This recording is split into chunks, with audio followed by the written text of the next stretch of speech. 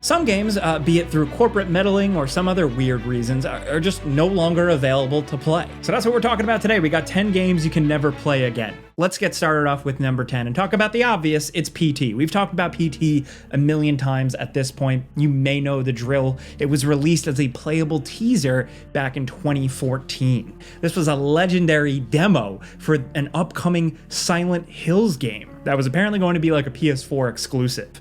Now, this little demo got a ton of attention and has been a major inspiration for a lot of horror games that came after it. But that didn't stop Konami from removing the game from PlayStation Network in April of 2015. You probably heard the history by now. Again, like I said, we've talked about it a lot on this channel, yada, yada, yada. So Silent Hills was canceled, and with Kojima out of the company, what reason was there to keep this demo up? Now, the only ones capable of still playing the game are the lucky few who managed to download the game while it was available and have kept their hard drives intact. There are plenty of games out there that have been delisted but are still playable in some shape or form, but this one is a lot tougher because it's a PSN exclusive. And while there's a PlayStation 4 emulator out there, it's an extreme work in progress. You're not going to get PT running on that software usually, especially for the layman. It's still possible to download the game if you owned it previously, but the process is actually tricky and awkward. And if you didn't download the game at any point, then you're just SOL, or shit out of luck. Still, this game has seen many fan remakes and recreations over the years, so you don't necessarily have to have the game if you want to experience it yourself. It's just not going to be exactly the same as the original. Still, at the very least, maybe watch a YouTube video and see how cool it was. Put some headphones on, turn the lights off. Ooh, PT is still really spooky.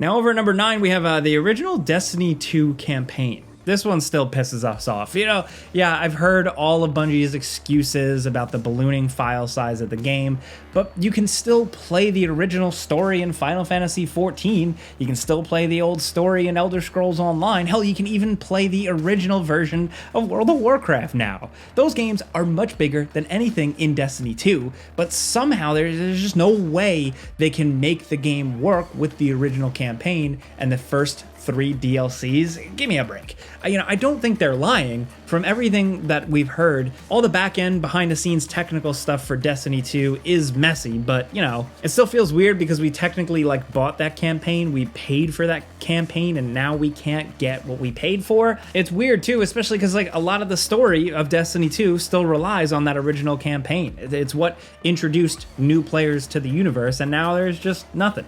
The loss of the Red War makes an already confusing game even more impenetrable for new players, and because the game requires you to update it and needs a constant internet connection to function, there's no way to go back and play the original campaign in any way.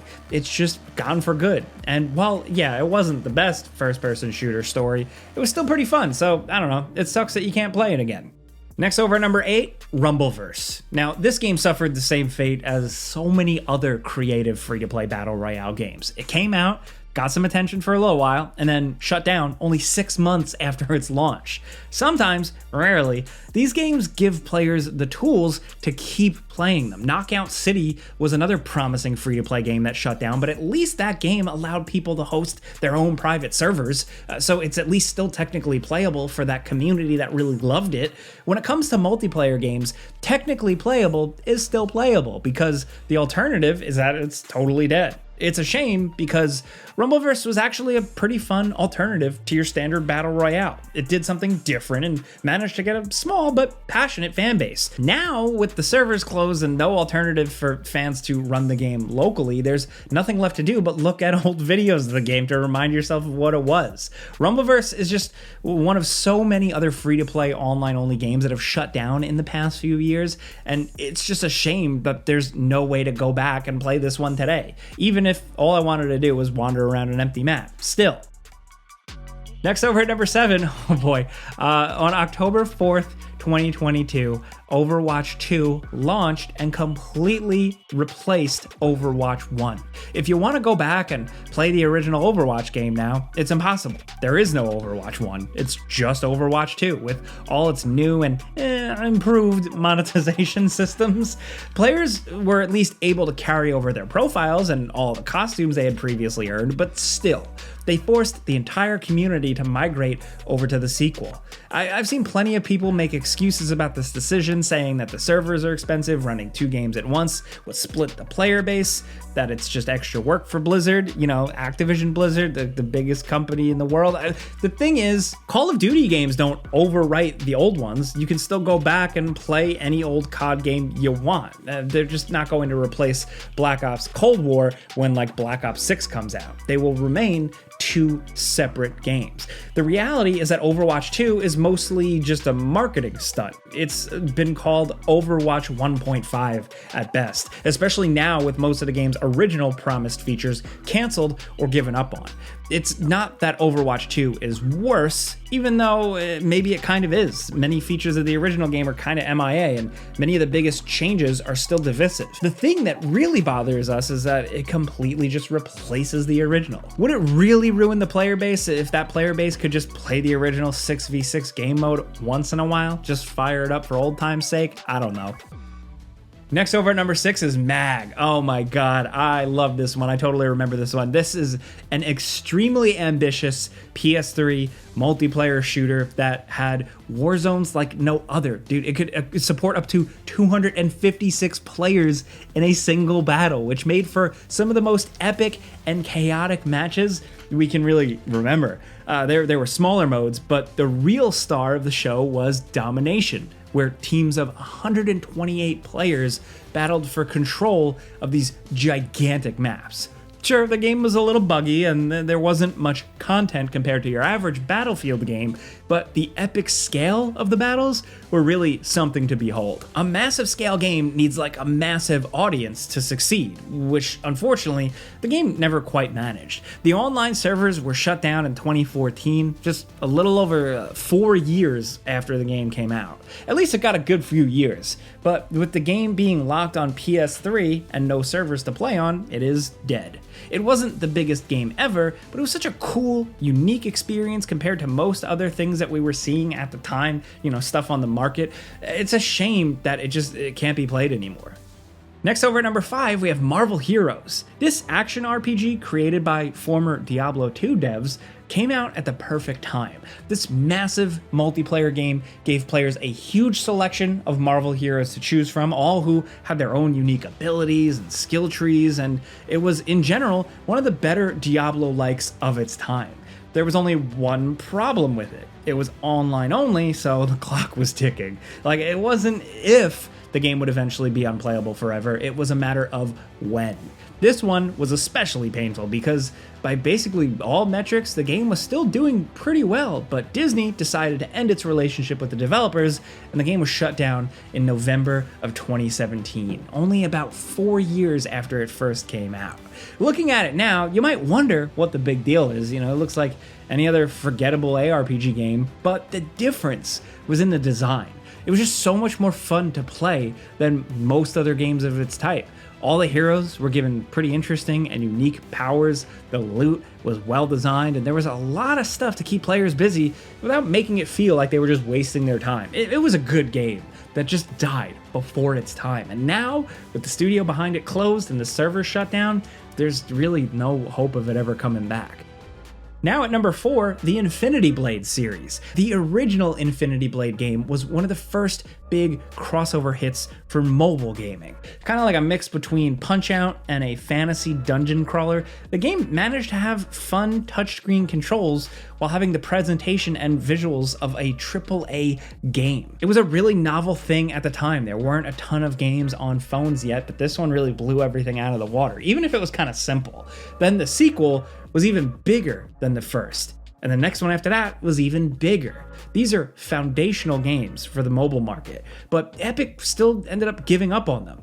All 3 games were delisted in December of 2018, with Epic releasing a statement that said that it has become increasingly difficult for our team to support the Infinity Blade series. Now, you might be inclined to shake your head in understanding, like, oh yeah, that's a reasonable excuse, but remember that the games were delisted in 2018, the same year that Fortnite's annual revenue was like 5.4 billion with a B. That's more than the GDP of a small nation, and they can't afford to support one of their most popular games, really simple games, some of them not even requiring an internet connection. Obviously, they could have kept supporting Infinity Blade if they wanted to, but they just didn't want to anymore. Maybe it was like the fact that it was a little bit of a collaboration with Apple in the early days. I don't know. These are the same guys who delisted their Unreal games, the games that put them on the map, you know, the games that their freaking engine is named after, and apparently they're not important enough to keep online. They have to be delisted everywhere.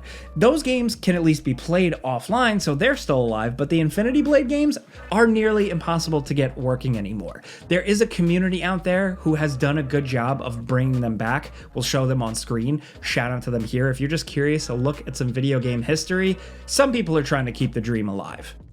Now at number 3, when it comes to a game with like user created content, it's always a ticking time bomb when all that stuff is just going to disappear or be erased. At least if one of those games is on PC, then users can share and store their creations locally. But with a console game like Little Big Planet, once those servers go down, all that hard work usually goes up in smoke. Now, if you don't know, the Little Big Planet games were like all about player expression. There was a single player mode, but the real meat of the game was going online and playing through user created levels. These things could get incredibly complex, and the tools to make these things were pretty sophisticated. Like, some of the things players managed to do with the creation tools is legit incredible, but all that is gone now. It was bad with the older games, but Little Big Planet 3 was unceremoniously dumped after months of server issues. I suppose like the writing was on the walls with the servers becoming barely functional, but still, PlayStation could have given people a little bit of warning so they could at least go in and play through some of their favorite levels one more time before they were gone for good. Ugh. That was rough.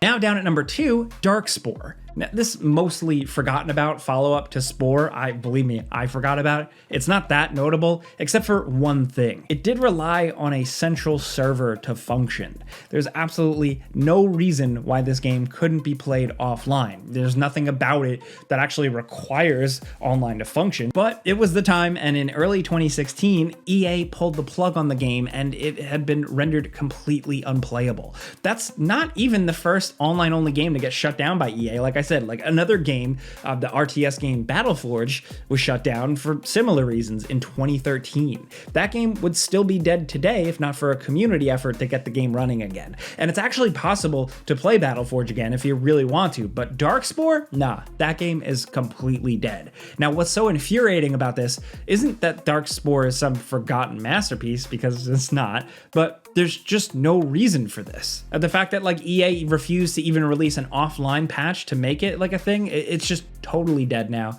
and it's frustrating because it's like a video game preservation and history thing. Even if it's not the best game ever, people made it and it was a point in gaming history, and we want to be able to at least access it somehow.